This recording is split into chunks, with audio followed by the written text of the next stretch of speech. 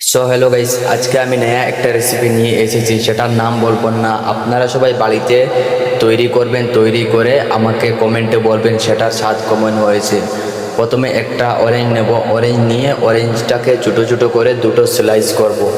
যেহেতু আমি যেরকম করতেছি আপনারাও সেই রকম করতে পারেন। ওটা স্লাইস করার পরে অরেঞ্জের বাকি টুকরোটা আছে ওটা বালাজিনতে ওটার চিল্কা সরিয়ে নেবেন। আমি যেরকম চিল্কা সরিয়ে নিতেছি সেই রকমই আপনারা চিল্কাটা সরিয়ে নেবেন। চিল্কাটা সরিয়ে নেওয়ার পরে ওটা 4 পিস করবেন। ওটার কাটিং বোর্ডে রেখে বা কিছু চাকু দিয়ে ওটা 4 পিস করবেন। 4 পিস করার পরে আপনারা একটা গ্লাস নেবেন।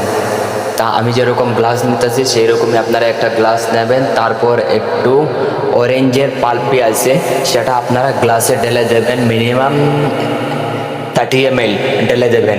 মেজারমেন্ট গ্লাস আছে সেটা দিয়ে আপনারা মেজারমেন্ট করে নিতে পারেন। তা আমি যেরকম আন্দাজের উপরে ঢেলেছি সেইভাবে করতে পারেন। তারপরে কয়েক টুকরো আইসের টুমা দেবেন। যেহেতু আমরা যেটা বানাচ্ছি ওটা ঠান্ডা লাগবে, কারণ আমি প্রথমেই বলেছি সেটার নাম বলবো না। তা আমি এরকম বলছি ওটা ঠান্ডা লাগবে, তাই ওটাকে আইস অনেক বেশি দেবেন। আইস অনেক বেশি দেওয়ার মধ্যে আমরা যেহেতু অরেঞ্জের স্লাইস 2 পিস করেছি, 1 পিস আমরা গ্লাসের ভিতরে ঢেলে দেবো, যা আমি যেরকম ঢেলে দিয়েছি সেই রকমই ডিজাইনিংয়ের জন্য। আমি যেরকম ঢেলে দিয়েছি সেই রকম ঢেলে দেওয়ার পরে আপনারা মিন্ট আছে, মিন্টটা গ্লাসে আমার মতন সাজিয়ে নেবেন। কারণ মিন্টটা না দিলে ওটা দেখতে সুন্দর লাগবে না বা ওটার ডিজাইনিংটাও ভালো করে আসবে না। তারপর আপনাদেরকে যে অরেঞ্জের টুমোটা কাটতে বলেছি সেটা কাটার পরে একটা গ্লাস নেবেন। গ্লাস নিয়ে আমার মতন ভালো করে ওটার রস বের করে নেবেন, কারণ এটা আমাদের জরুরি, এটা রস বার করানো। ওটার রস ভালো করে বের করে নেবেন। যেহেতু আমি যেভাবে করতেছি সেইভাবে করতে পারেন বা আপনারা অন্য কোনোভাবে করতে পারেন, সেটা আপনাদের উপর ডিপেন্ড করে। কারণ আমি এরকম করি, বাট আমার কাছে সেই ধরনের হাতিয়ারও আছে, তাই আমি। তারপর ওটা একটা ফিল্টার করে নেবেন ভালো করে। এটা ফিল্টার নিলেও হবে বা একটা কাপড়ের মাধ্যমে নিয়ে ফিল্টার করতে পারেন। যেহেতু ওটা কাঁচড়াটা যাবে না, কাঁচড়াটা ফেলে দিতে হবে।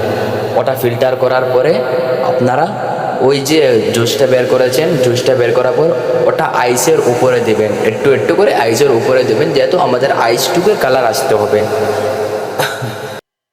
ওটা আইসের উপরে দেওয়ার পরে আপনারা একটা সোডার বোতল নেবেন। যেহেতু আমি সোডা ইউজ করেছি, আপনারা চাইলে স্প্রাইটও ইউজ করতে পারেন বা অন্য ধরনের সফট ড্রিঙ্কসও ইউজ করতে পারেন। তা আমি স্প্রাইট ইউজ করেছি কারণ আমার ওটা অলরেডি সুইট আছে, আমি সুগার সিরাপ ঢেলে দিয়েছি। তা এর কারণে আমি স্প্রাইট ইউজ করি নাই, আমি সোডা ইউজ করেছি। সোডা ইউজ করার পরে স্ট্র বা চামচ নিয়ে একটু একটু করে ধীরে ধীরে করে ওটা মিক্স করে নেবেন।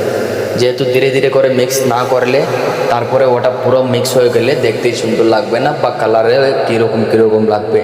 তারপরে মিন্ট লিপস নেবেন, উপরে তো হালকা কুড়িটা নেবেন, নিয়ে গ্লাসের উপরে একটু ডিজাইনিংভাবে সাজিয়ে দেবেন।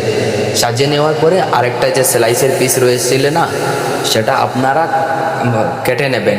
মানে পুরোপুরি কাটবেন না, একটু কেটে নেবেন। কাটার পর আর আমি যেরকম ডিজাইনিং দিয়েছি উপরে সেই রকম ডিজাইনিং দিতে পারেন, কারণ আমাদের এটা ছোটো মোটো ক্যাফে, তাই আমরা একটু ডিজাইনিং দিতে লাগে কাস্টমারের দেখবার জন্য।